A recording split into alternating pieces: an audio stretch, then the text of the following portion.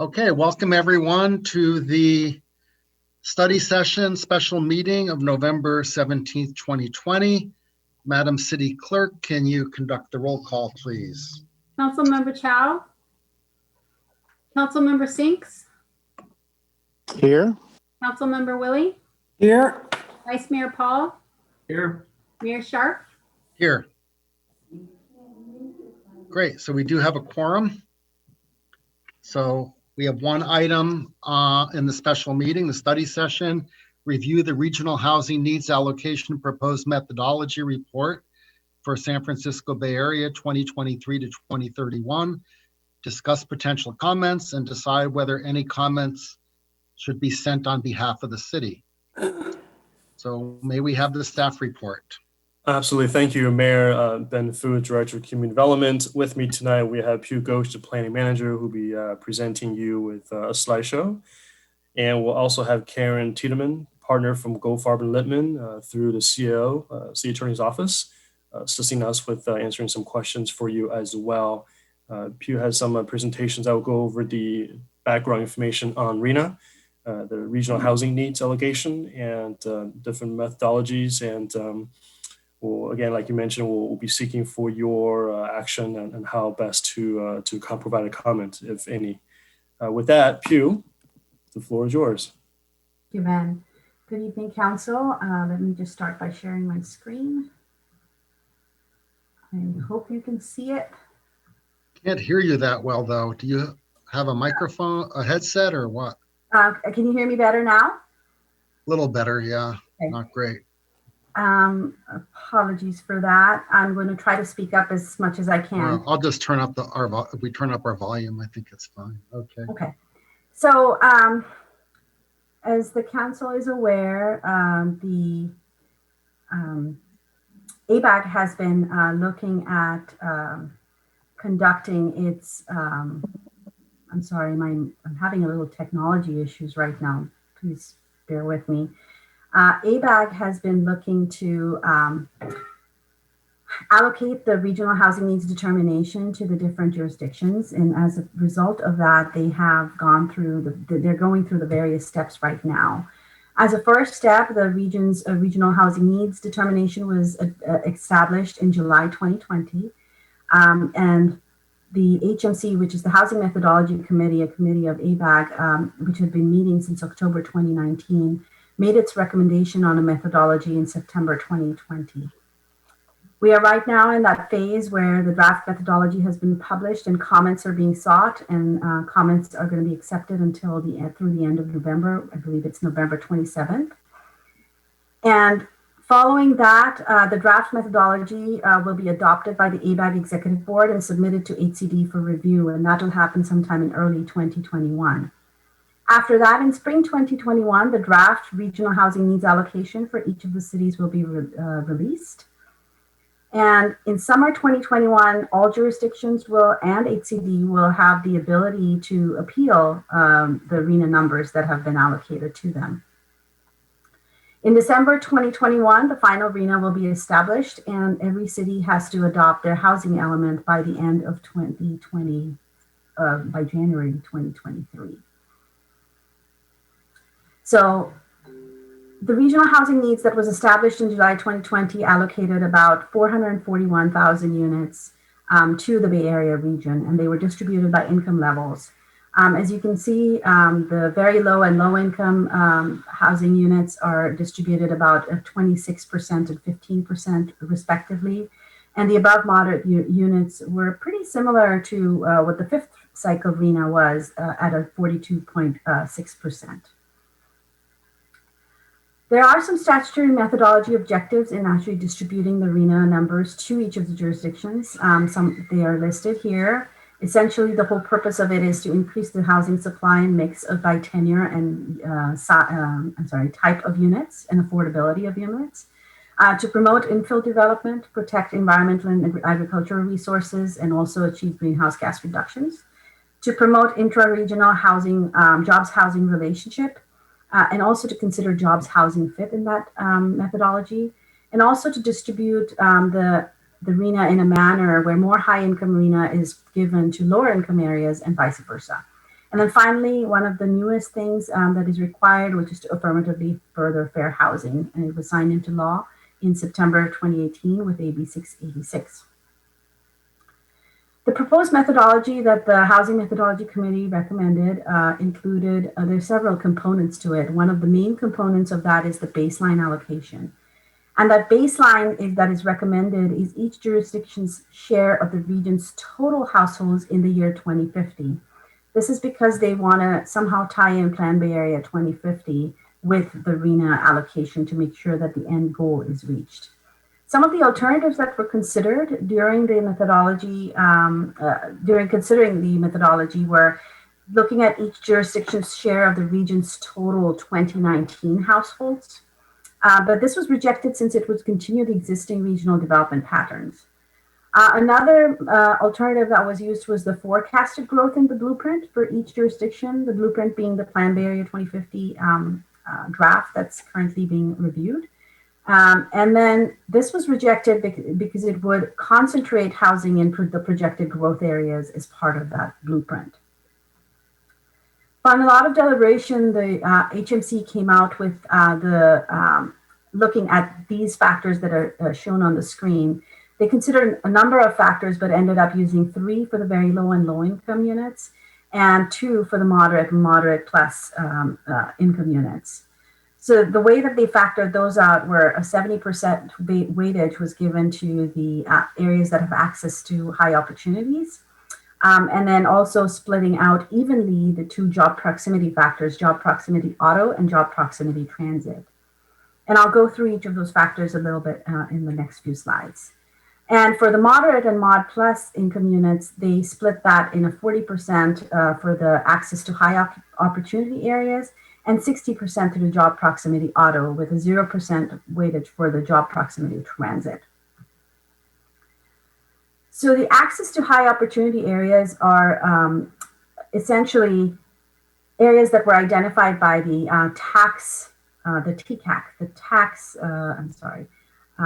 allocation committee, the tax credit allocation committee. And they essentially went through this exercise of determining where the high opportunity areas are. And they adopted maps, which are on the HCD's website and TCAC's website. And they basically determined based on a number of factors which areas have the highest resources. And the HMC essentially looked to those maps and said that any area that is considered a high or highest resource on the 2020 opportunity maps that were adopted by HCD would be given a higher allocation as far as RENA is considered. So for Cupertino, this makes approximately a 60% impact to the Cupertino's baseline from an access to high opportunity areas perspective. For the job proximity auto, essentially what it does is it allocates more units to cities that have access to jobs by a 30-minute auto commute. This added approximately a 30% weightage to Cupertino's numbers as far as the job proximity auto number is concerned. And this was weighted, as I mentioned before, 15% for lower income allocations and 60% for the mod and mod plus allocations. For job proximity transit, essentially it allocated more units to cities with access to jobs by a 45-minute transit commute. This actually has a negative impact to the numbers for Cupertino. This has about 20% negative impact. So this added 15% for the lower income weightage for the lower income allocations and a 0% weightage for the mod and mod plus allocations. And after all the calculations and everything is done, this table indicates the proposed RENA under the proposed methodology using the draft numbers. So bottom line is these numbers might change marginally depending on how the blueprint changes and if the proposed methodology is adopted. So at the end of the day, as it stands right now, there's 6,222 units that the city must plan and zone for with its next housing element cycle, all other things not changing. There were some data requests that were requested by the Planning Commission, and that is presented in the next couple of slides. The Planning Commission reviewed this at its November 10th meeting. They wish the council to consider how other cities in the area have been doing on their RENA. And these numbers were taken from HCD's fifth cycle annual progress tracker. And any city that has not met the 100% in any of the categories is identified in the red, and above 100 is identified in the greens on this slide. And I'm happy to spend more time on this slide, but we can come back to this one. Another set of data that the Planning Commission recommended that be presented to council was the fifth cycle RENA and the sixth cycle proposed RENA numbers and the population for each of the jurisdictions, and a per capita RENA number for each of the jurisdictions, and that is presented on this slide. As I mentioned, the Planning Commission reviewed the report and the issues identified by staff and made its recommendation. So the Planning Commission recommended that comments certainly be sent, and it could be signed by either the city manager or the mayor, and also by similar sized like-minded cities. So it could be a joint letter of the cities. In particular, the Planning Commission recommended that the 2019 households be used as a baseline for all the reasons that were identified in the city's association letter that was sent in August 2020. And that identified several reasons, including the fact that choosing a different baseline did not achieve the key goals of the sustainable community strategy. There was unrealistic household and employment growth, particularly for Santa Clara County, that was being assumed in the blueprint. And therefore, there are other impacts as a result of that on the RENA, which was, there's a timing impact in the sense that the Housing Methodology Committee made its recommendation in September, but the final blueprint is not going to be adopted until later, or actually January 2021. There's also concerns that there's double counting between all the factors that are being looked at. They were also concerned that jobs were being located away from areas that have regional transit options and that have jobs-rich core. There's also a lack of access to transit. So housing is being located in areas where there's a lack of access to transit. And all in all, that this is an unachievable housing target that cities would not be able to perform based on the numbers that were coming out from that methodology. The Planning Commission additionally wished to let the council know that they were concerned about the pandemic-related changes because it's uncertain. They don't know what the net outflow of jobs to other regions in the states that it's occurring right now. There's also the impact of work from home, and then also the fact that the unachievable targets being pushed upon cities are demoralizing. They also wanted to make the council aware of an Embarcadero Institute report, which indicates significant double counting. They wished to make sure that council understood that there were key assumptions were incorrect, such as the vacancy rate that is assumed in the report was incorrect. It also creates a vicious cycle of what the state considers the need because the need is inflated. Additionally, there were some other issues that were identified. In Cupertino, there are not very many large sites. And in order to accommodate the housing, we might have to, those large sites already may have jobs which would be lost. And therefore, the job growth would not be as envisioned in the Plan B area 2050. Another methodology, or not methodology, but another strategy in order to accommodate the housing is to allow duplexes and fourplexes. However, a few of those sites would be likely considered appropriate for the lower income categories under housing element law. And so it would be hard to find sites for the lower income categories. Also, they wish to consider using the job proximity transit for the mod and mod plus income categories. The Plan B area considers Cupertino as having growth potential due to its proximity to transit, but it does not use this factor for the mod and mod plus income categories in determining housing. It also doesn't align with greenhouse gas reduction goals in general. So with that, I conclude my presentation and pose these questions to you, and I'm happy to answer questions. Okay. Let's see. Sorry. Okay. So let me first see if we have any, before we come back to the council for questions, let me see if we have any participants that wish to speak in the attendees. I see one hand raised. Jennifer Griffin, proceed. Thank you, Mayor Steve. Hi, I'm Jennifer Griffin. Can you all hear me okay? We do hear you. Okay, good. All right, I've mastered this tablet. Yes, I have followed this item, seems like for quite a while. We had a planning commission meeting. I think we had another city council meeting on it before. We had a really good planning commission meeting recently where we really kind of got down to nuts and bolts on the many problems that ABAG's RENA group has. And I will tell you, as I read, I have had the series of letters, which I've resubmitted again from Planning Commission. I read one of them at the Planning Commission meeting. I am appalled and embarrassed that a group like the ABAG group, the RENA group, has such power. It is absurd. It is a mockery to everything that I have ever found in my life. You talk about abuse of power.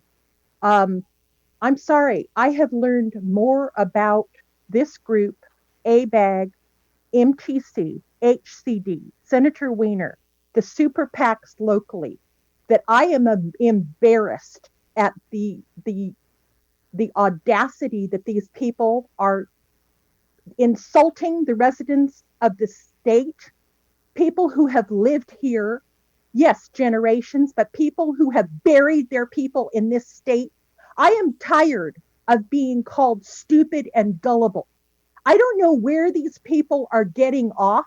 A lot of them have only been in the state 4 to 5 years, but they think that they have the IQ, that they get to decide for the state our future. Well, it doesn't go that way.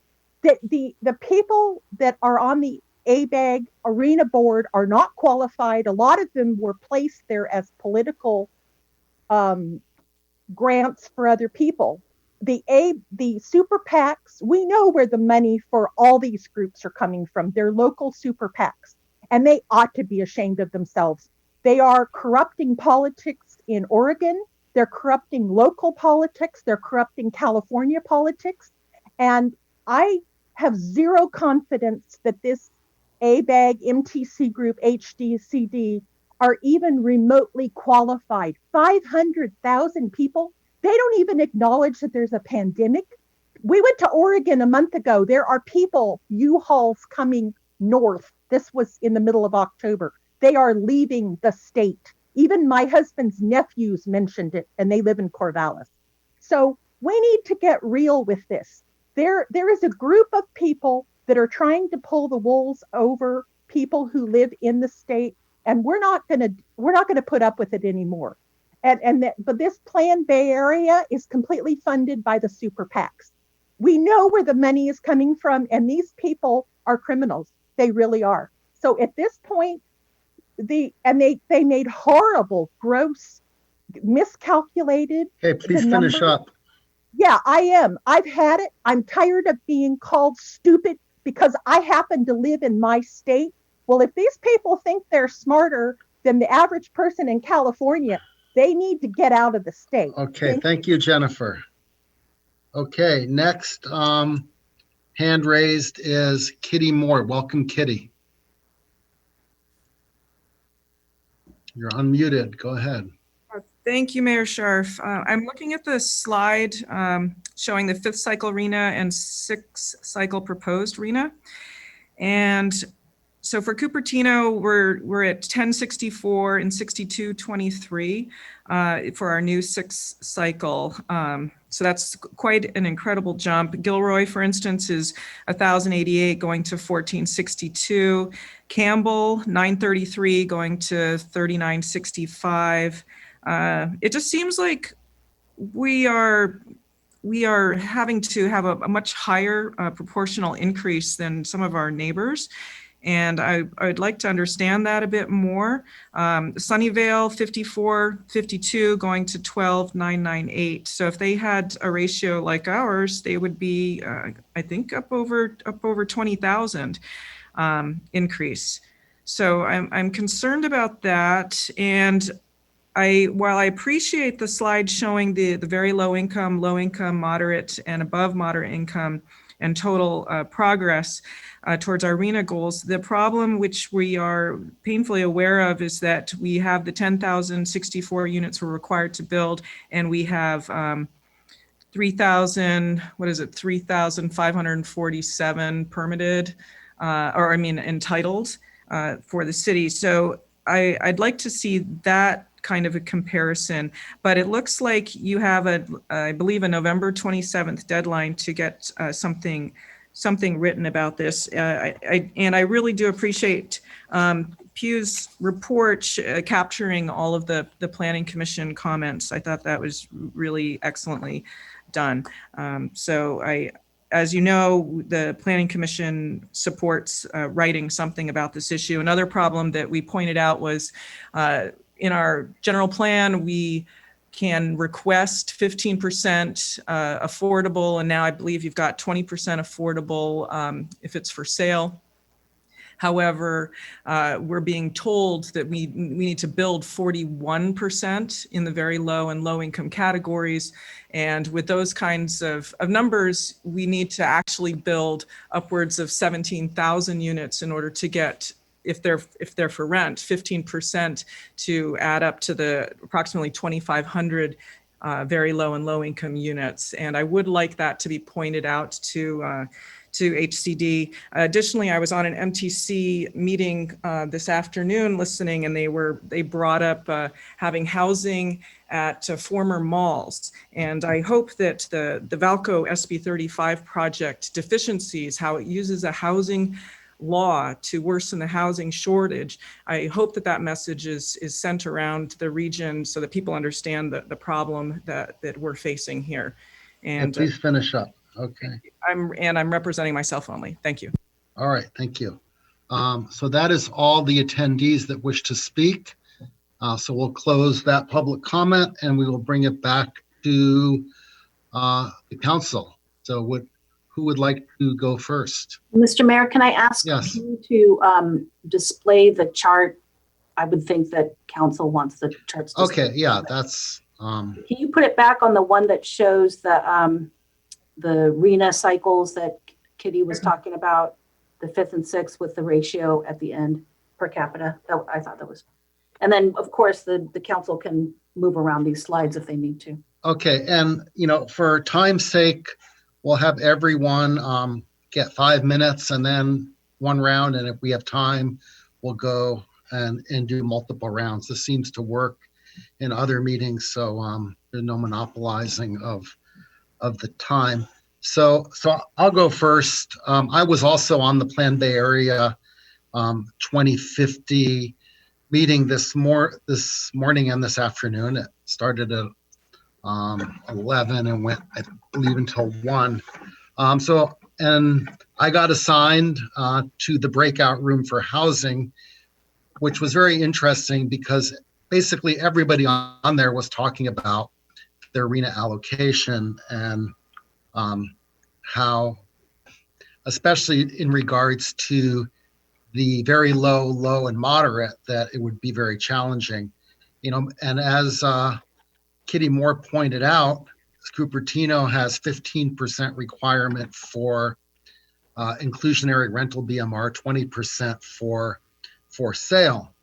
So based on our RENA, it would seem like we have to increase that percentage from 15% to 57% in order to have the projects that we zone for have sufficient amount of below market rate.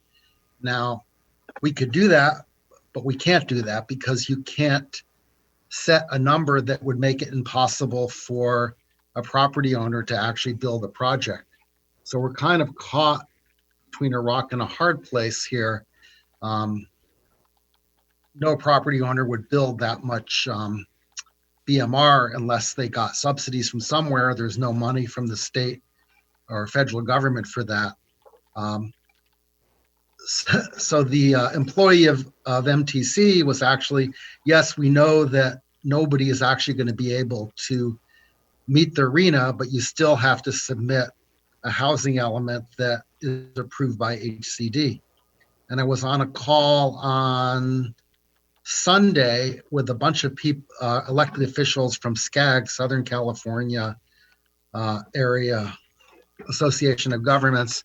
So they're ahead of us by 1 to 2 years, and they have a housing consultant that helps their cities do their housing elements and get them approved.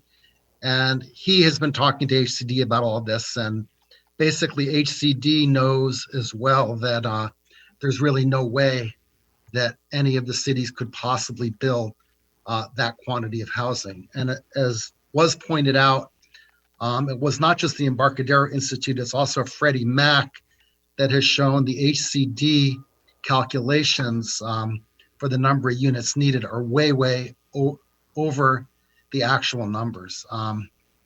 They did a lot of double counting. There's a couple of presentations and letters from each of those institutions that explain the mistakes that HCD made. Now, I don't know, it doesn't seem like HCD is going to go back and fix that, because that would, filter down to ABAG and SCAG and all the other regional groups having to change all their numbers. Now, Cupertino can appeal, but remember, if we appeal, our number of units go to some other city. And that's not something we may want to get into, is everybody appealing and trying to push their units off on another city. So we will have to create a housing element that gets approved, even though we know, like just as with the current cycle, those units will be unlikely to be built. I mean, we have seen our 1,064 requirement for the fifth cycle. We zoned for 1,400, then an extra 8 for veranda. The only ones that have been built are veranda, even though other projects have been approved, Marina and the Hamptons, but they will not build at this time due to economic factors, including this was even pre-COVID, of course, but now with COVID and the falling rents and the vacancy rates, it's really unlikely that those fifth cycle numbers will even be started by the end of the fifth cycle. Anyway, those are my comments. It's going to be very challenging for us to find enough sites to zone. And somebody else mentioned, I think it was mentioned about ADUs and duplexes and fourplexes. Well, that doesn't really work anymore, because you have to have at least a half-acre site in order for it to count towards your RENA. So most duplexes and fourplexes would not be on that large of a lot. So even if we wanted to do that, it would not help us meet our RENA. I think that's all I have for now. So would someone else like to go now? Or just raise your hand. Let me go.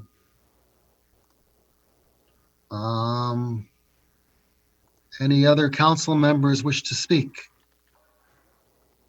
Well, I'll go ahead. Okay, and go ahead, John.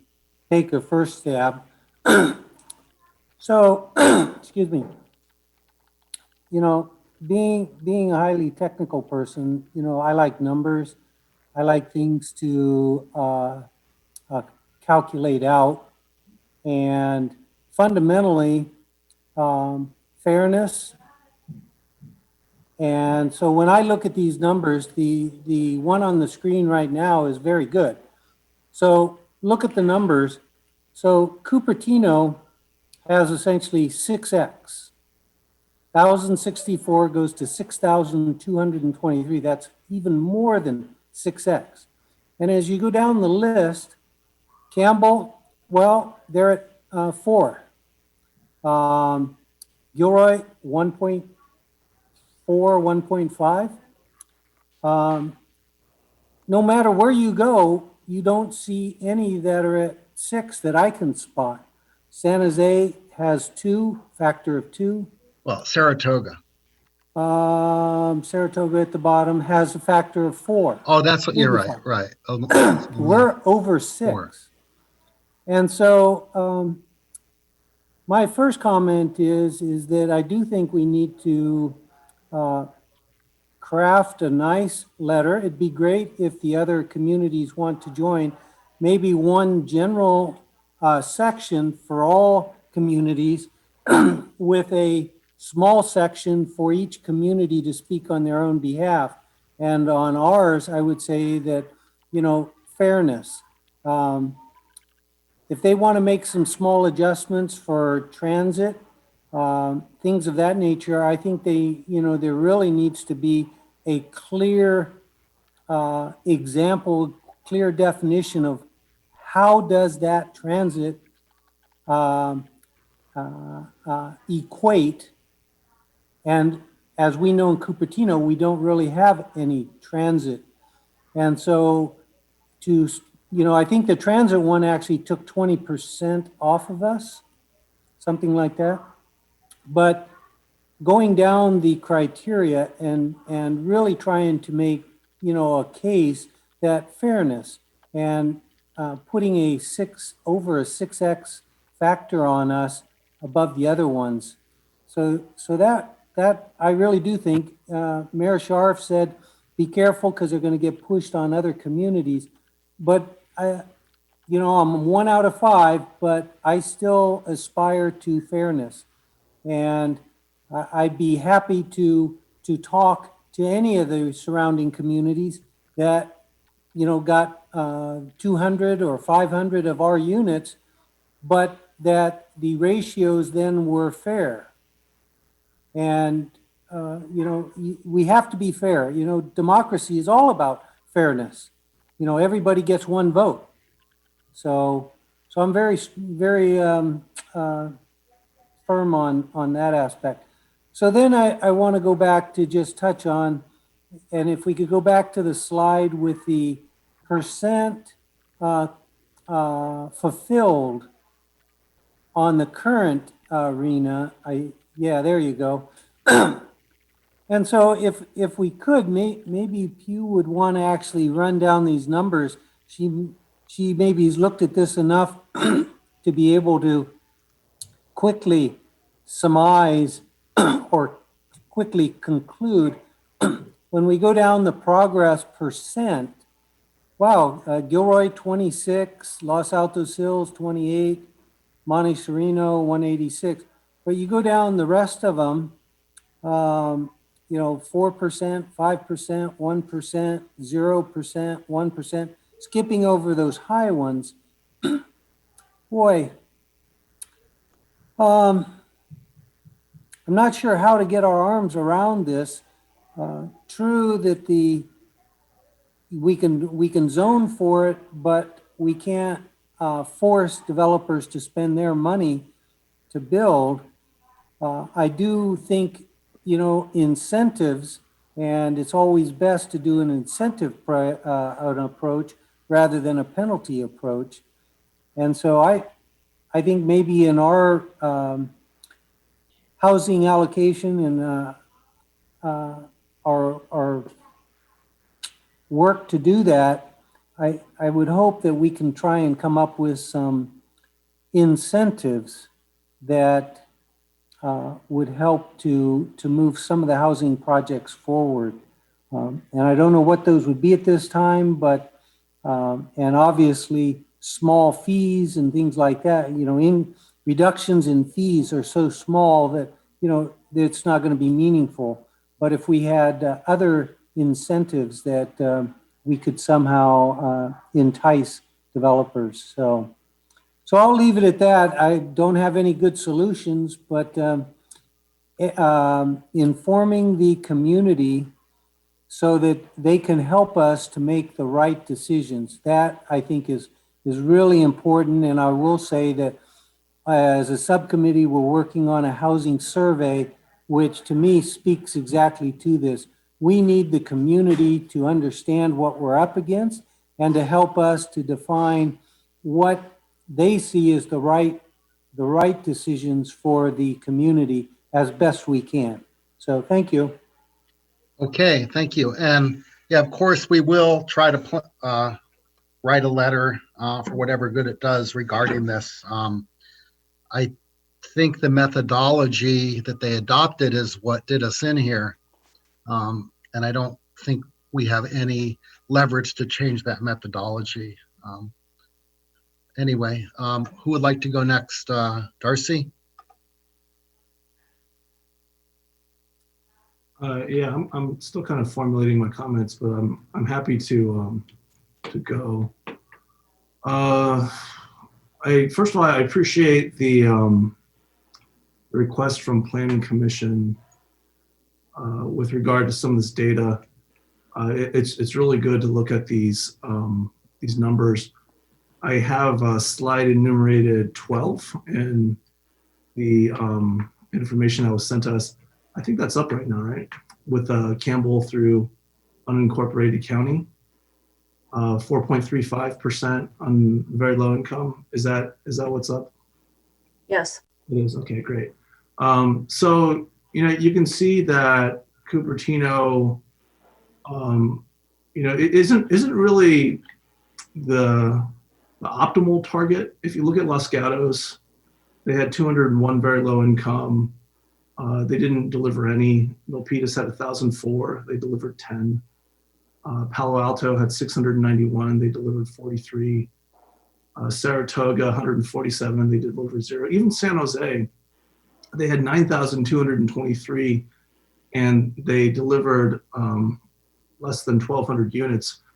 And so, my thinking is that we should try to turn this into a less adversarial kind of situation, because I think a lot of what we say ends up getting disproportionately thrown back at us, and the perception then becomes that we're somehow making the problem much worse, when in fact we're one part of the overall ecosystem of trying to address the problem. So, I've had 6 years on council now. I think in my remaining 2 years, what I'd like to try to do is focus the conversation outward facing to the agency and the people that are delivering these requirements to us, with a message from our community that basically says something along the lines of, we'll try to work with you on these targets. We'll try our best. I think that there is an underlying understanding that I truly believe everyone gets. And I don't think people, if we put forward a good faith effort and we vocalize, the message along those lines, I don't think they're going to malign us for trying in good faith and showing empathy for people that are facing the repercussions of this problem. So I'd recommend that we ratchet down our community rhetoric regarding the practical reality of whether these numbers will be delivered. Because, frankly, we've spent a lot of time indicating what I think is probably the obvious. You just need to look at these numbers and realize that, when you have a situation when you're mandating expensive housing without a plan for how to pay for it, it's economically untenable. That's obvious. But then at the same time, turning the housing situation into an opportunity to escape entitlement processes in order to move forward with some lucrative project or projects, that clearly hasn't worked either. And I think we can very legitimately keep on pointing out that the people that are representing the residents of the state of California should be better served by legislators that are not willing to essentially look the other way and pass legislation that demonstrably not only skips local entitlements, but makes the problem worse.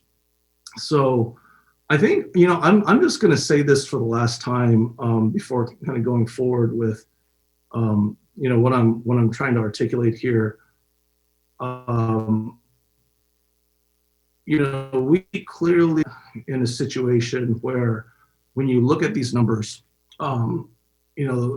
we're being provided guidance as to how to deliver these massive amounts of, and if you go to the next slide, how we would, slide number 13, please. If we're clearly not being provided guidance as to how to deliver 6,223 units, many of which are very low income and low income units. But at the same time, if you go back up to the previous slide, you're looking at the practical realities. Look at the 2 jurisdictions in our county that in this cycle have been able to deliver on their very low income numbers.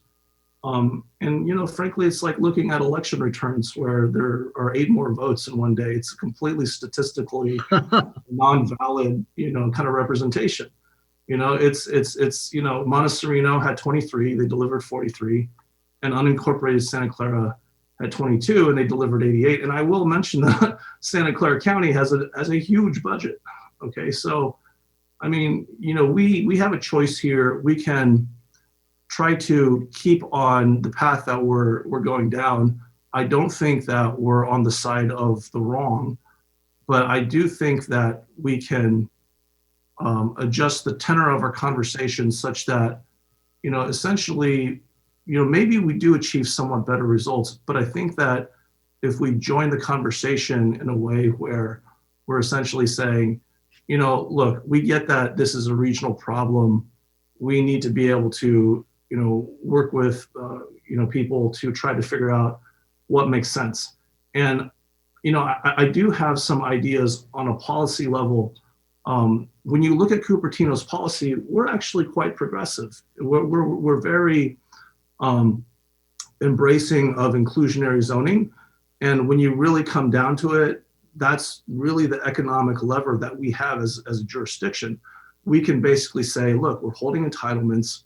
You as the property owner, as the developer, are in the best position economically to deliver these units such that we don't go through, middlemen, and we don't lose the economies along the way of having this role transfer. You're in charge of delivering this project, and you'll deliver 15% or 20% affordable housing units. So we do have levers and we've utilized them. We were on the very cutting edge of the Palmer fix to make sure that inclusionary zoning could apply to rental units in addition to owner-occupied units.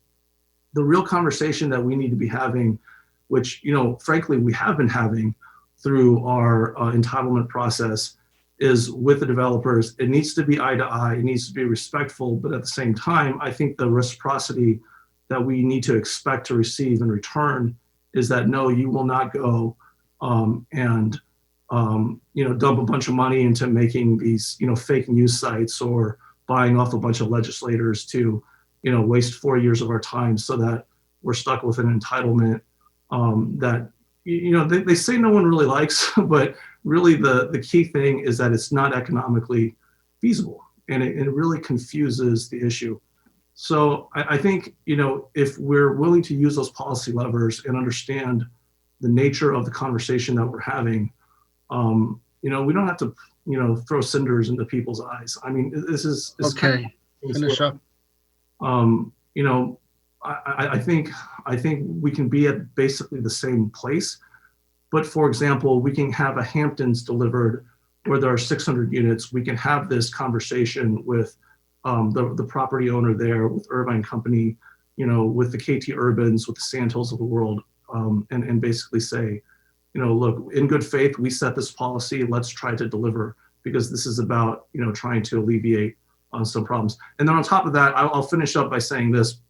I have never thought that we're going to build our way out of this problem.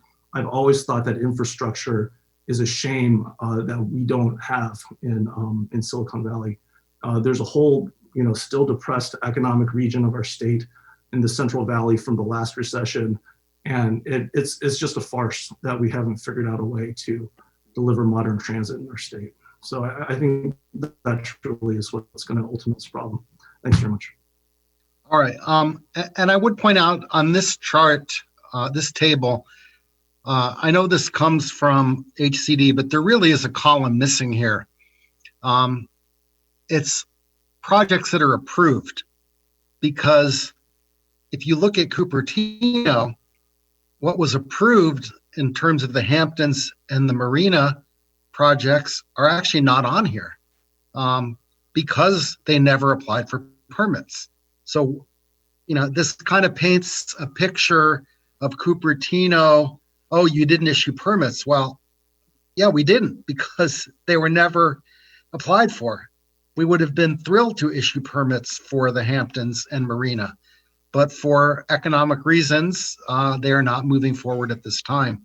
So I really would have liked this chart to include approved units as well as permits issued, and a progress on each of that. And I will point out what Darcy said regarding our inclusionary strategy. It is true, we many other cities do not have the inclusionary BMR. They allow in lieu fees. And I think it's more progressive to have inclusionary, but I think we also have to realize that in this economy, when a developer looks at the market and says, hey, I'm not building market rate housing because there's too much of it, the vacancy rate's too high, the rents are falling, we don't get the inclusionary. And maybe in lieu fees, are a better solution in that case. That's how we partially got the veranda, was through in lieu fees. So going forward, maybe future councils are going to have to look at, is it practical to expect these inclusionary requirements to generate the below market rate housing, because it doesn't seem to be working so far. With that, who would like to go? Okay, Rod? I'll go. Leon. Okay, go ahead. Okay, so yeah, I'll add that's kind of what I'd like to say first. Thank you for clear presentation, and thank the Planning Commission for requesting this great data for comparison. And I'd like to recommend the staff, every time we talk about this kind of topic, this is going to come up again and again. Please start with the housing element sites that have been approved since the last cycle. The last council identified 5 sites. All 5 sites have been approved, and we have permitted well over 1,000 units besides Valco. In addition to Valco, if we add Valco, we have more than 3,000 units approved. We need to repeat that again and again, because we are facing a misinformation campaign. Some people in our community continue to spread this misinformation about Cupertino. So as a city, every time we have this conversation, let's start with facts about our current performance so far. Yes, if you look at the built units, the numbers don't look good, but we really don't have control of that. And that's put what really measures our performance on this table in every presentation. And then another thing is, I think I asked the staff earlier, so the units that we approved on this cycle, do they count towards the next cycle if they are not built before the end of the current cycle, which is May 2023, right? So we do have Karen Tiedman here, and I believe she might have an answer for us on that. Yes, if the units haven't received a certificate of occupancy, then they will count. But but they count for their actual numbers of affordable as opposed to what you might have projected in your 5th cycle housing element. So it'll be on an actual basis of what's built. And Karen, just to clarify, that's only for the affordable portion? So for example, now we need to prepare a housing, is the housing element cycle. Our allocation is 6,000 something units. And then we have now 3,000, let's just use the wrong number. We have 3,000 units that's now approved. Then when we plan for the next cycle, do we plan for zone for 6,000 or do we zone for 3,000? That's my question. You plan for the 6,000, but then you can count those sites that are entitled toward meeting that 6,000 if they have not received their certificate of occupancy by June 30th of 2022.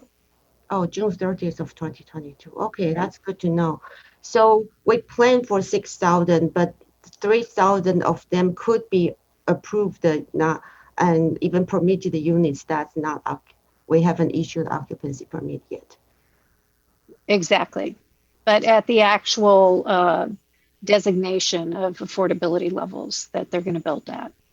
Okay, so we need to identify sites for maybe 3,000 more units. But the 3,000 we have approved right now on how much of the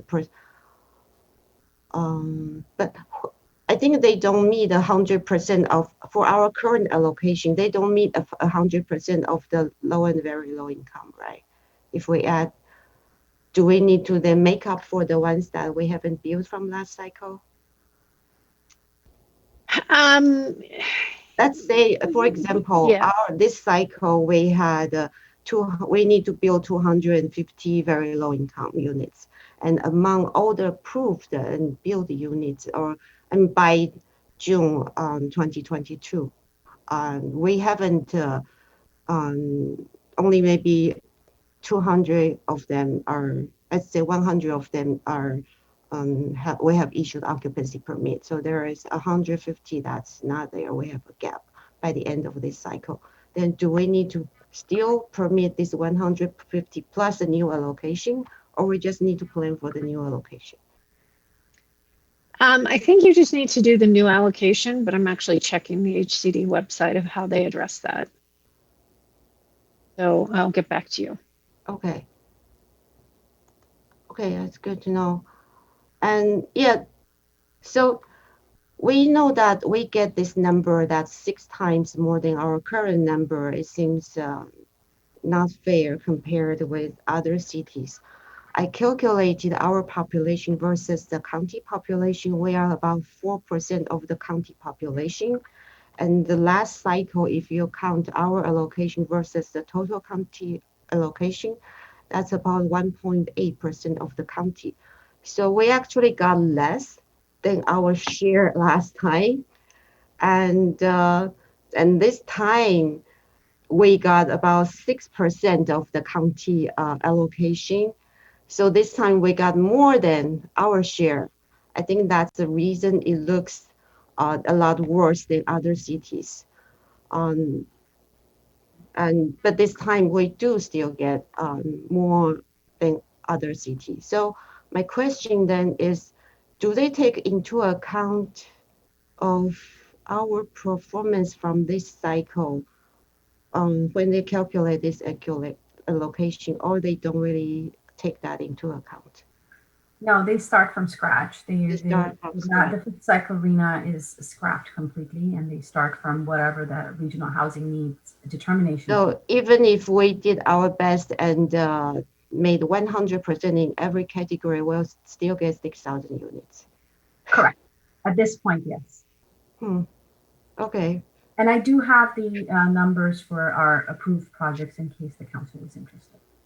Do you have approved units for every city though, or it's just us? It's only for ours. Yeah, because approved units are not reported, so we don't know what other cities have. Okay. And so these scores, I know that because of this, we have this more percentage, that we have that more percentage. This percentage, how are they scored? Are they a very subjective number? Kind of like personality score when they did for Asian students? Do they have like subjective number because of the bad press about Cupertino. They have somehow gave us a worse score. Are you talking about which score? I'm sorry, I don't understand. So they have each category, right? For high resource area, we would add this many percent. For that category, we add this many percent. What's their scoring system to determine whether we get 20% more, 30% more, or 10% more? So they had some sort of a methodology. They kind of bookended the how much you can get in each category between 0.5 and 1.5, and they kind of looked to see how the city kind of fit within that category.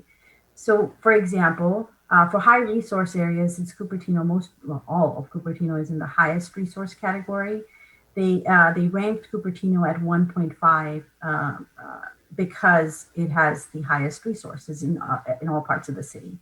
And then they kind of added it all up for all the cities and adjusted it to be 100%. So they had a methodology in how they adjusted down or adjusted up to rank and factor to 100% in order to make up for the whole category in that category. I guess how is 1.5 determined? Because all areas of Cupertino are in the highest resource category. Because depending on how they cut it, right? It could be Cupertino could be at the very low of the high gap, and we might be lower than most others like Palo Alto, Menlo Park, but we barely make the cut. And now because we barely make the cut, we are considered high resource and allocated a lot more. We are barely high resource. Is there a cut line that if we are just tiny bit lower, we become not a high resource? I don't think we've gone into that level of detail, but that's what I suspect. Maps show. They just identify Cupertino as having the highest resource. Because I remember I attended one presentation a long time ago, not recently, but they were talking about job housing ratio, and this was not eventually taken into account. But at that time, they were saying, okay, any job housing ratio over 2 should be one category. Cupertino happened to be 2. At the lowest of the threshold. So it happened to be categorized as that high job housing ratio when we were barely at that borderline. So I'm wondering, are we at that borderline? It's because the way they cut it, we got this many number because we are categorized with the other really high resource areas. So you haven't looked into that. This is just the maps that were adopted by HCD, and as I showed in the slides, we were highest resource in almost every part of our city. So in terms of letters, I'd like to include all of Kitty's points. I think, and the Planning Commission also made some very good suggestion. And can we also include in the letter that let's calculate the total amount of subsidies we will need to fund all of the BMR units that they mandate to us, so that HCD know how unrealistic their mandate is. If they want to mandate this many units, where is the funding to fund all the units? And otherwise, it's like Kitty said, we are going to have to build 70,000 units to fund only a small part of the BMR units. And I would suggest that we assign a subcommittee quickly, because we don't have many days left, to write a letter. I've already done a sample letter, and so I would like to be on that committee in my last days. And then, Leong, you would be fine. We're both on the legislative committee, if it's okay with the other council members, or the vice mayor could be on it.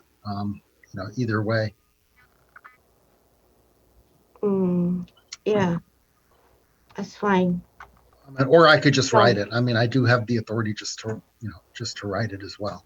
Yeah, I can help review. Okay. Yeah, you are a very good writer. So, okay. And also, I think we should still mention school impact, although we are facing a declining enrollment right now, but I think it's a cyclic cycle. Right now, it's because of we have more senior population, and this population is going to Right. move Oh, out. and I do have the sample letters that California cities wrote as well. And I think you were on that call on Sunday as well. Oh, I missed the So first. you probably saw this. Yeah, Um, and so I think we do still need to bring because by the time this 6,000 units finish and occupied, it's going to be 10, 15, even 20 years later, right? And that's when our student population might actually Yeah. come back.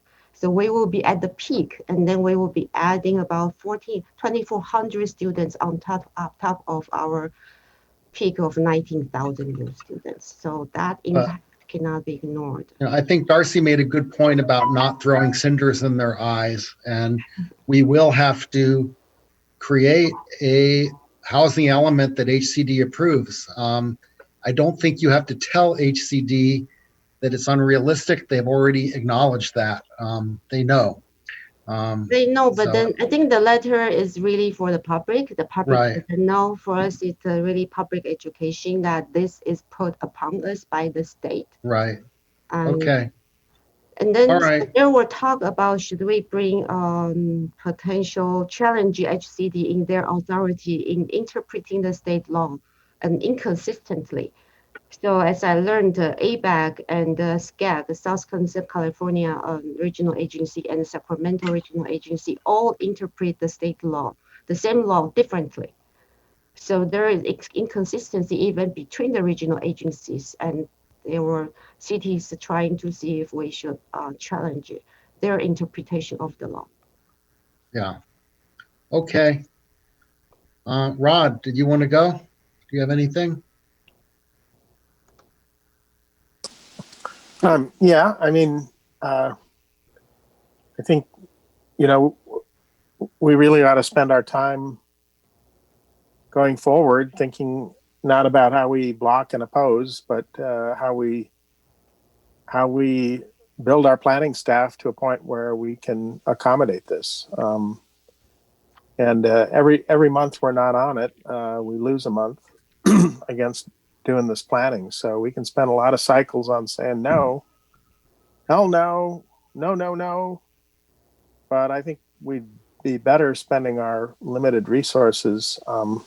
We've lost some planners last couple of years, and I think we'd be well advised to see what we could do to meet this challenge. I mean, under the best of circumstances, I think our council, and well-intentioned staff, if we were in fact all trying, pulling on the same rope to try to pull this off, would be very challenged to get this to work. We're going to be building up significantly in some places in our city, and we have no time to waste to try to prepare. If we wait, right, we can have our land use authority taken from us, and so it's time for us to look at the writing on the wall. I'm told by a senior person that I happen to be an alternate for the ABAG executive board. I did not participate in the vote they took to move this forward on 9-4. Frankly, if the challenges didn't come in trying to reduce our number, the primary challenge came from Contra Costa cities who wanted up our number even more, the cities in Santa Clara County. So, it's clear this is happening, and it's also clear that if we, as last time, if we have to upsize that 6220 to be 8,000 something and allocate 8,000, it's going to be a hell of a challenge, because as last time, I'm sure that HCD will come to the owners that we represent are interested in making in actually achieving this, and find out how sincere they are. Right? They will do their diligence. So we'd best not dilly-dally, but get on it if we want to retain our land use authority. Thanks. Yeah, I think you put an excellent point. We can rezone for this housing, and we can choose places that we think it should go. But if the property owners are, say, hey, that's great, you rezoned it, but we have no interest in building, HCD will come back and say, well, we're not approving your housing element because the Yeah, areas that's that you rezoned, nobody wants to build. Well, I mean, we're Yeah. running into that now. I mean, we zoned at the Well- Hamptons and Marina, and they're not building, but they're not going to let us get away with that again. Well, exactly, which is why you have to see who you can enlist. You have to negotiate. You have to do all those things to be encouraging. And so I think the challenge really is going to be, the headwinds of more state laws, or even the ones we have, combined with, the challenge of going up. Once you get to a certain height, you can't use wood anymore, right? You have to use steel, and it all becomes more expensive. But the challenge really is going to be to see if we can produce these things. But I know, even in 2015, you remember December 2014. I know you all do. Yes. We were, we did the allocation. Some people were upset. Some people were fine. But when we did it, HCD came and scrutinized every site. They came and talked to the owners because, frankly, Santoro had said, we're playing a shell game here, right? He had said that at the one of the November meetings, I guess, and that didn't help. But I would say that they're going to look at these sites with scrutiny, and if the owners don't vouch and say, "Oh yeah, we're in on this," we're not sure, right? Nobody is sure, but we think we're going to do this. If they're not willing to say that, and HCD therefore doesn't certify our housing element, we would be out of compliance. And so we best not wait. What? I Okay. don't know what happened to you. Okay. Okay. Can I make a Well, quick comment? yeah. Yeah, go ahead, Darcy. Yeah, I mean, the thing about December 2014, I mean, I remember it. I was there. I was a lone opposing vote. I mean, the problem with December 2014 is not Santoro like playing shell game or whatever. I mean, I think that those comments are just overblown, frankly. The real thing that was done was that Councilmember Wong said, well, let's just do this. Let's put 2 million square feet of office allocation of Valco and not do anything else. So we had no height restrictions, and we just dumped a bunch of office on that site. So, I mean, this is not about whether we're willing to play ball. This is about whether we're willing to use our brain. This is not about no. This is about, think. Don't. Well, think. my point is that in order to to derive enough economic benefit to build things, you may have to negotiate with developers to build, oh my God, office. Yeah, you might have to, right? Yeah, but there's no reason in the middle of a 2-night meeting at 2 a.m. in the morning that you would take this 50-acre site and say, oh yeah, everything else, forget about thinking about it right now. Let's just dump 2 million of office in there. I mean, that was not about housing at all. So, I mean, I think we just need to go forward with a clear head, and instead of trying to grasp at straws and reasons, just be more accurate about how we got to the point that we're at right now. The comment Santoro made was in November, and he said basically that, we intentionally identify sites that we think actually won't get built.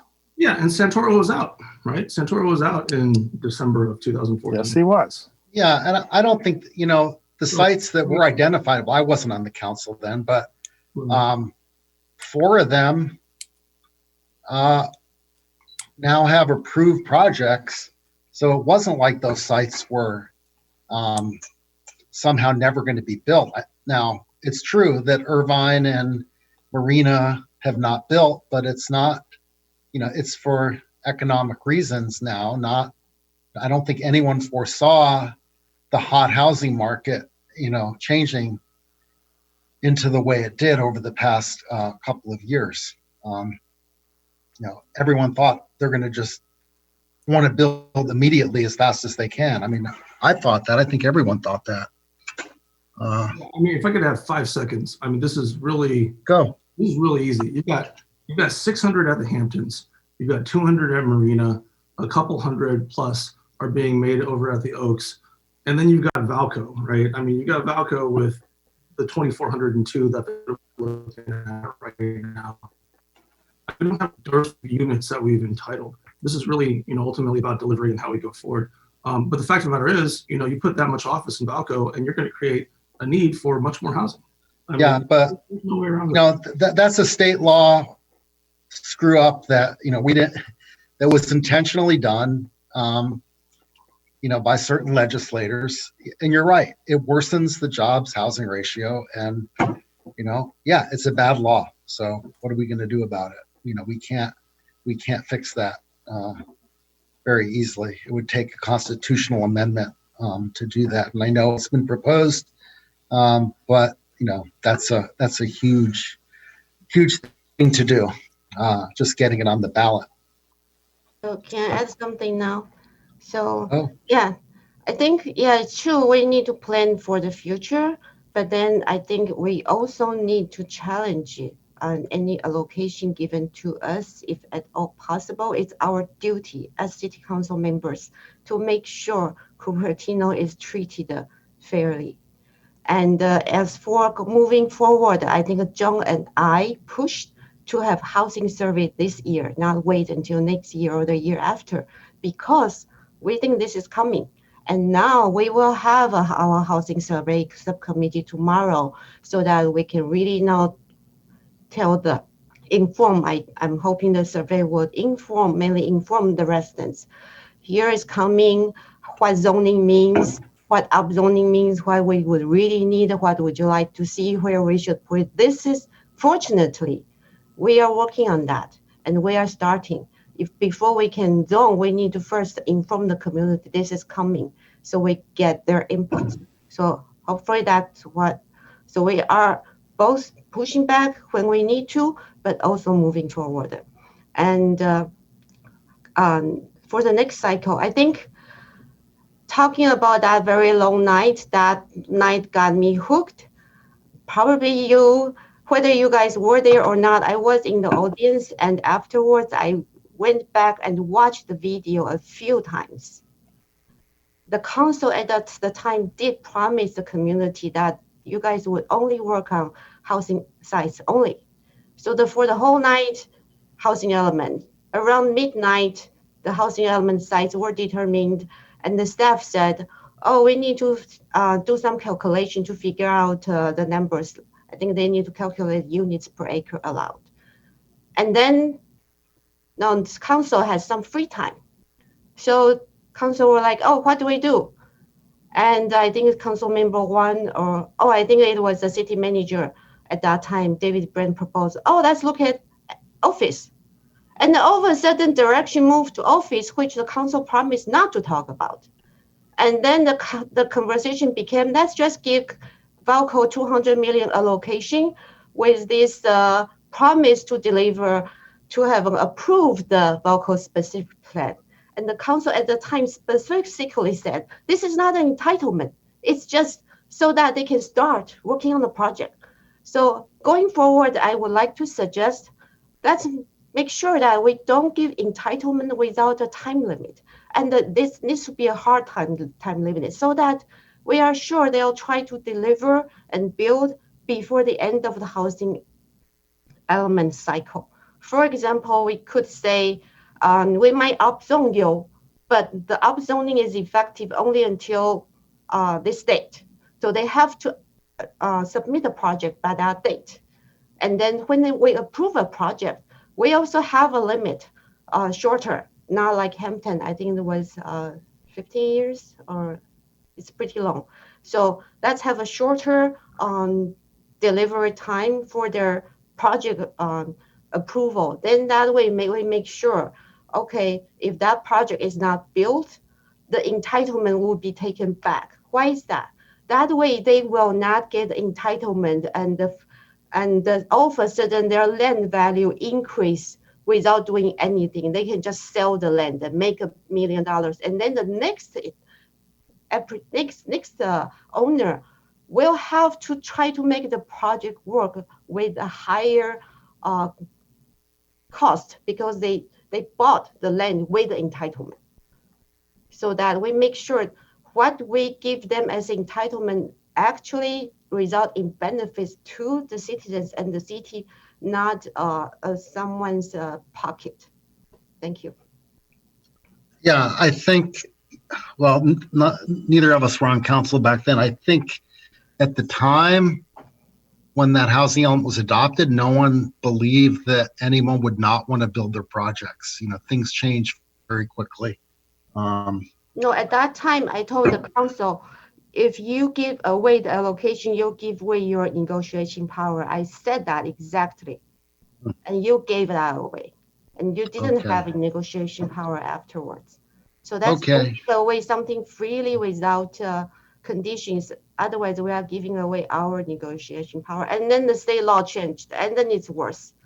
Okay. John, you have your hand up again. Did you want to speak again? Yes. I don't want to interrupt when there's a good. I appreciate that. Thank you. So my comment first is a quick question for planning, and that is, with the current Hamptons, what is the density there for the 900 units? I want to say it's somewhere in the 85 dwelling unit per acre range. Say that again? 85. It's Yeah, 942 units. On 85. So Mayor, I want to be sure we're correct. When you said that HCD is not going to let us get away with the Hamptons again. But wait a minute. The developer came in and asked to go almost double on the density and to go much, much higher on the height. And the city council at that time agreed. So I don't think we as a community got away with anything. We gave a incentive to the developer of huge significance. And I think that should be, if anything, a message to ABAG and HCD that we have gone above and beyond to try and get something built. So I just want to put that out there. No, I agree with what you said. I think what HCD is going to say is, they're going to come back and say, hey, they don't care about why Irvine decided not to move forward. They will just look at it and say, hey, you had this in your housing element and it's not built, therefore, it's your fault. But you're right. We did everything we could to encourage them to build. And even after they delayed it, I know the city manager had been talking to them to find out, what it would take for them to move forward. And basically it was anything we could offer was not going to change the economic circumstances that are making them not move forward at this time. So And that's a complicated project because it would involve tearing down the existing apartments, and then for 18 months to 2 years, they would have no income on that property until the replacement project was built. And I think that is one of the key issues with the Hamptons, and it will be with if any future housing element sites already have housing on it that are basically renting for very good rents. The property owner has to consider that loss of revenue for the time it takes to rebuild it. So I'd like to add that I commend actually the previous council for zoning 5 housing element sites that are all viable. And as a result, 5 projects all proposed. And then you guys were able to approve of 5 projects. And then I'd like to also commend Cupertino community for not opposing any of the project except the ones because there are too much office. Community opposed Balco because it's a huge office park that was going to replace it replaced our shopping mall. And that was the main contention with the community. no one opposed Hamptons except some complaints about not enough BMR. I don't think that many people speak up about Marina, except they were asking for some setback exceptions, some minor things. And Oaks, our initial objection was that they were asking double the height with only 5 more extra units. So we worked with them on that, and they actually delivered a great benefit of memory care units. So the community were concerned about height, but there was really not a huge objection. People mainly said they liked the project, just the height they wanted to work with. So some people have this been spreading in, say, Cupertino community is somehow anti-housing. Every time I have to point it out. That's misinformation. And we are a community that really have been for housing so that the council were able to approve all projects on all 5 sites. The only contention was the office space that was given away in one sweep after midnight. That was what caused all this contention.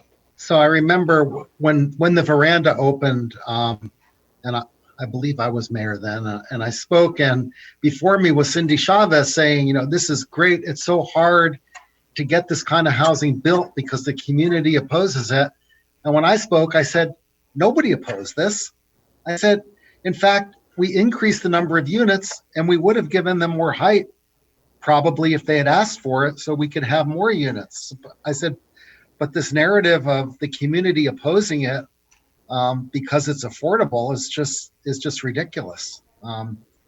So you're right, that narrative, and I know it's being spread by various entities that are funded by, other entities. I won't go into that.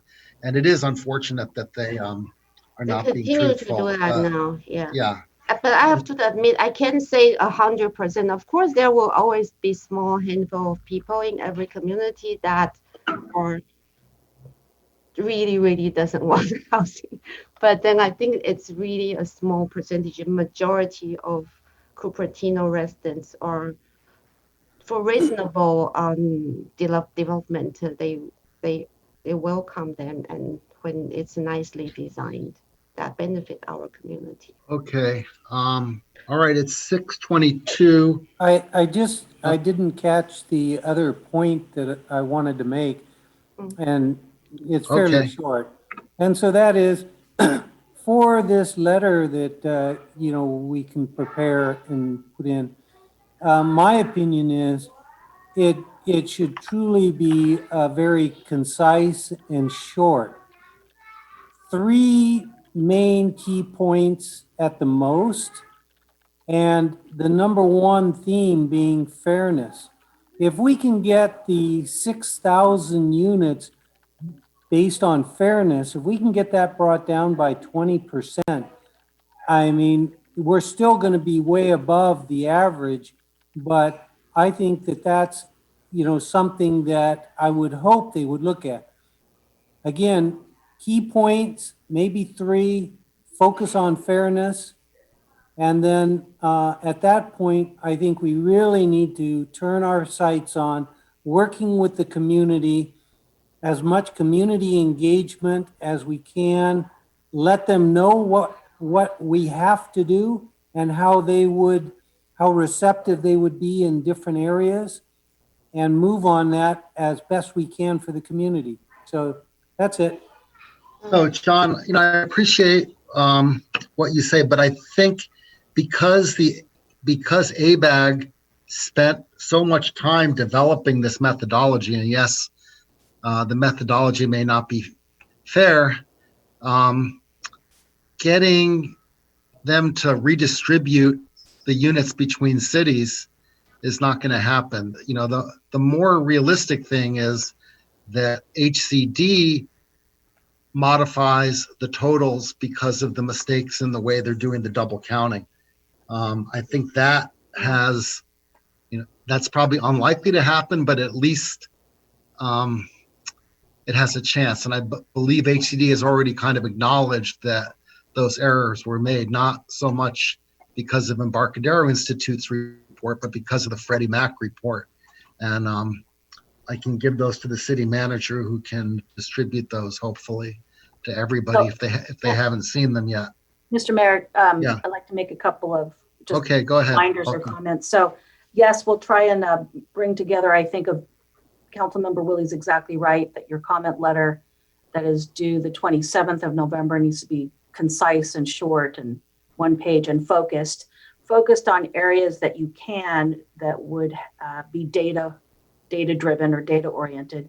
And then remind council that we're now in a comment period that's before the appeal period. So there is an appeal Right. period that you could do what Councilmember Willie is suggesting, is the 6,223 can be questioned during that period of time. Yeah, I think that's a good point. The appeal is where we really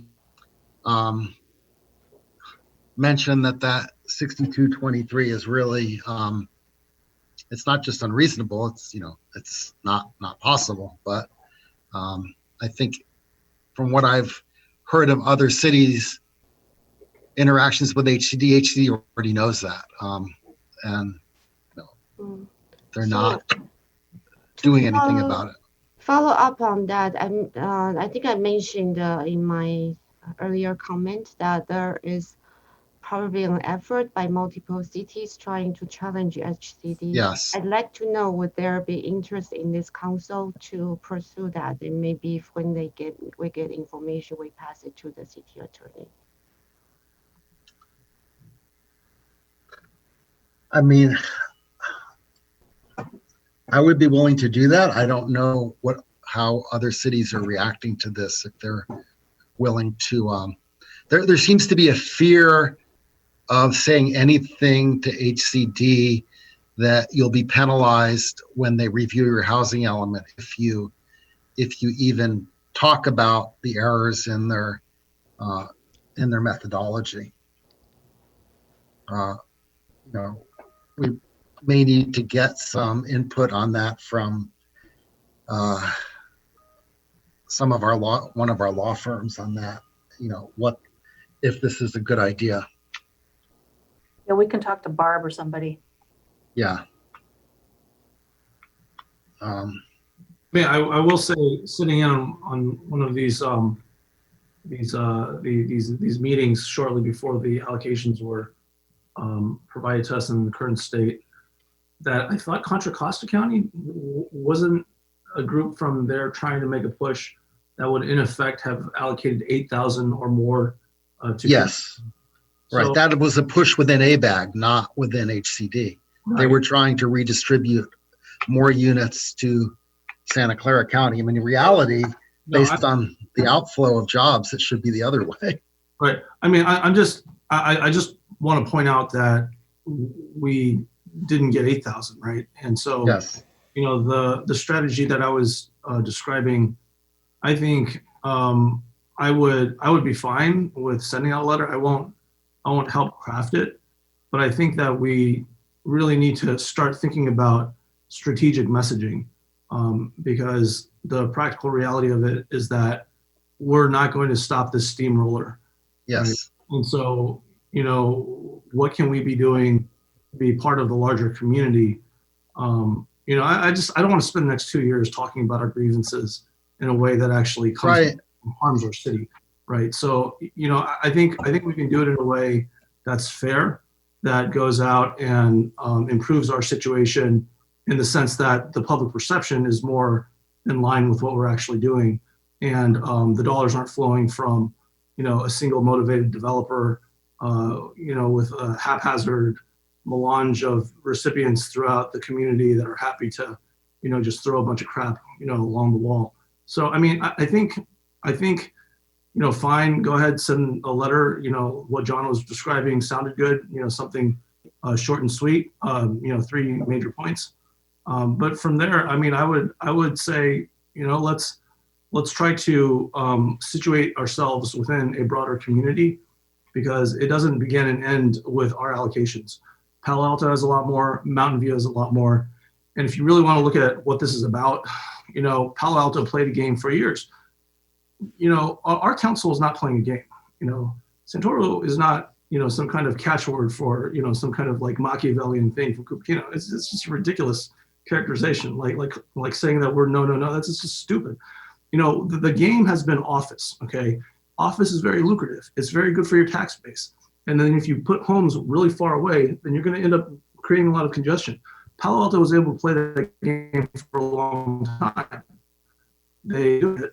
And, when we were looking at the 2 million square feet of office in Valco, people weren't really catching on to the, you need to be putting your homes closer to the office, especially if we're not going to fix transit. And if you look at these numbers, Palo Alto has a lot more than us. Mountain View has a lot more than us. And I don't think, based upon how this is being distributed, we are being treated unfairly on these terms. Okay, it's a lot of housing, and I think it is legitimate to point out the issue. But I think that if we don't want to be unnecessarily harmed more, right? If we don't want to open ourselves up to these attacks by very focused interests or interest, then I think it's a good idea to kind of reposition our messaging after that. Yeah, good point. And I think the big thing that jumps out at me is that 60% for being high opportunity area, with no consideration of things like our schools being so low funded. Yes, we have great test scores, but that's not a reflection of the school funding. It's a reflection of other things. Yet we're being penalized for that. But it is what it is, and you're right. We're not throwing cinders. We will create a approved housing element. We have no choice, and then we see what actually gets built once it's approved. And I don't know what more we can do than that. So I'd like to comment. I think Darcy is right that we don't want to be the one that's standing out challenging the HCD. So this effort actually is started by a city council member who is deputy attorney general, and so she's studying the law on this aspect. So in case there is anything come of that, they will try to get a broader coalition together. And the reason why we should consider that is the state, usually when state law passes, there are some compromise made. And then when the HCD interpret the law, they tend to go further. This is not only housing law, I find out in other state law also. When the state law passed, it's a compromise between different parties. It's softer. But when the government agency, some advocacy group would go in and get that government agency to interpret the law in a way that make it stronger and go beyond the intent of the legislators. One example that I can see from my unprofessional eye is the SB 35. When it was approved, the law says the city should report our performance every half a cycle. That means 8-year cycle, we report every 4 years. That makes sense, right? But HCD interpret that to mean every year to review it, and we need to be evaluated to the prorated allocation.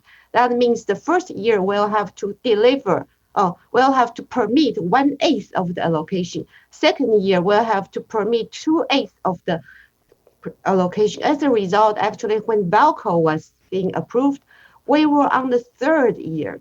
We were not on the 4th year. We should have been evaluated to determine if we meet the performance of or not the next year. But they evaluated us 1 year earlier. As a result, that really penalized the city. How can you possibly make sure that you deliver 1/8 of a project in the first year, right? These things takes time. So the original legislative intent wasn't that stringent, but HCD made it more stringent. So more cities are subject to the tougher rule. If we don't challenge that, they are going to continue to do this with every state law. They will try to go beyond the legislative intent. Yes, that is true. It's like an abuse of discretion, what they're doing. Yeah, it's Um, just the advocacy group, if they don't get their way through the legislature, they try to get it through the executive branch. I do want to say we've already had public comment on this, so we're not going to go back and do it again. So that's why I lowered the person's hand who raised it again. Yeah, we had that public comment at the beginning. So if there's nothing else, I think what we'll do is move forward and we'll craft a letter to send. What John mentioned, I think the unfairness that comes if we do an appeal. It's not going to happen right now because the appeal is when we note how unfair it is. Not, I don't think we do that in the current letter. Although we can somehow craft that in there. So what's the purpose of our current letter? What do you hope to achieve with this letter? Well, I don't think it's going to. Is it going to achieve anything? Probably not. But it's still something that I think it's more to HCD and copying ABAG and talking about, the RENA allocation, the regional housing needs distribution and how it was not based on factual information. Citing the two studies, attaching them. I don't know. We can work on that. I did already write a sample letter. Let's make sure that we put in the dollars we will need to fund all the BMR housing. I know they can, it's unrealistic, but then we have to put it in paper. Yeah, I mean how do you know how much each unit would cost? Are you going to use the 760,000 from Veranda, or are you going to use something, for denser projects? It may be table with different scenario. Yeah. Right, so that there is in case this many units were built as 15% or 20% of our BMR, but the rest will have to be funded by the state, and this is how much money. I mean, we are going to be pointing out things that they are already aware of, but I still think it's worth pointing them out. Yeah, and doing it in a nice way that's not, as Darcy said, throwing coal in their face or their eyes. Anyway, Mr. Mayor, yes. May I ask for clarity if who is authorized to send the letter and on behalf of the council, I'm assuming, and if there's a subcommittee created or not? Right. So I would propose a subcommittee of myself and Liang Chow, because we're both on the legislative committee, and the letter will be sent by the mayor, but we will collaborate on it. I support it. So if anyone has think of more things, you can, I guess, email the city manager. Right. Actually, the discussion should be at this they can't meeting. Email us. I mean, in case they have something. The discussion should happen now, and then they're authorizing a subcommittee to incorporate any comments received tonight. And so if you have further comments, I'd ask you to make them at the meeting tonight. Oh, okay.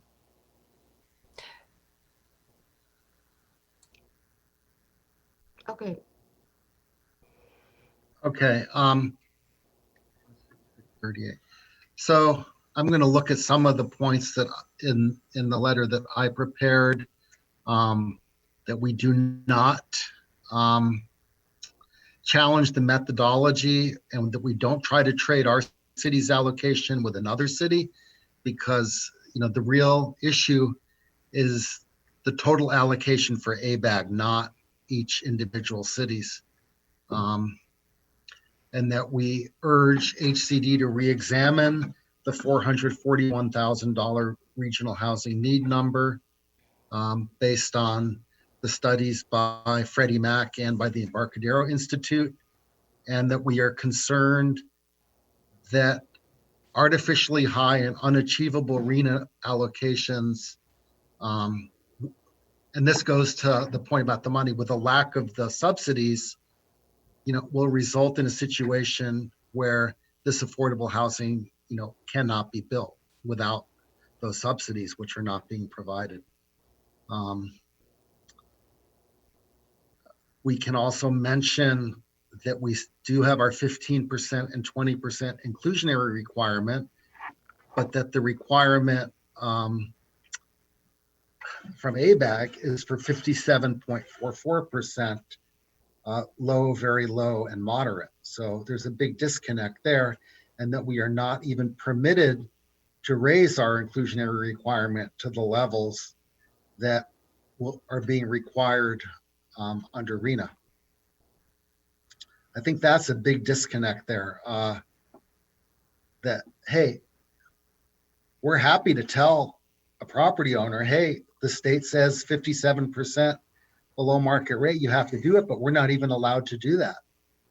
I mean, the Palmer fix, before the Palmer fix, it was 10%, and even those are not being built.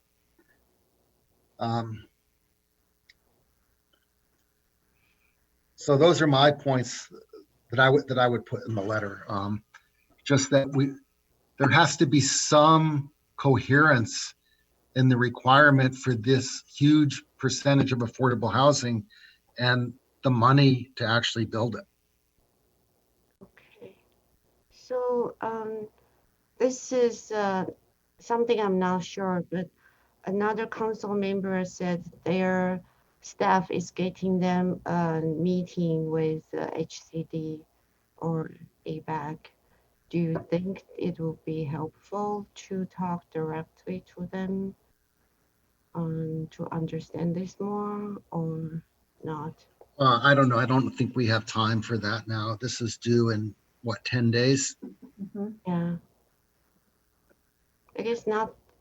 So Yeah. Heather, do you need more direction than that? Then, you know, the Nope, direction that's we've if, had in if this meeting. council, it sounds like there's 3 council members at least who agree with forming a subcommittee of the mayor and vice mayor to write a letter on behalf of, or I'm sorry, and Councilmember Chow to craft a letter and send it on behalf of the city council. So, and reflecting the points that you just summarized here.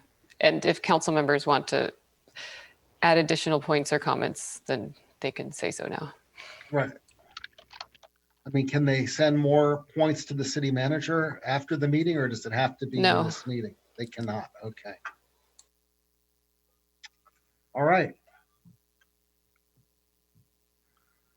Okay, it is 6. You could decide to bring the letter back to the council at a special meeting if you wanted Right. to I do was that. thinking that too. I mean, we are having a special meeting on, well, no, we wouldn't be ready by Thursday. That's only 2 days from now. We'd have to do it next week. Yeah, I don't think we need to bring it back to council again. We are going to be gentle and not. I can help with that if you would like. Yeah, and Deb can help. So we don't, you know, we're not saying anything offensive or nothing that they can attack us about, but just Yeah. pointing out the factual information. Okay. So I think we are done here. So Heather, do we need anything else or is that sufficient? That's sufficient. Okay, great. All right, so it's 6:43. Let's adjourn the special meeting. The next meeting is well, let's give us 5 minutes, 6:48 then.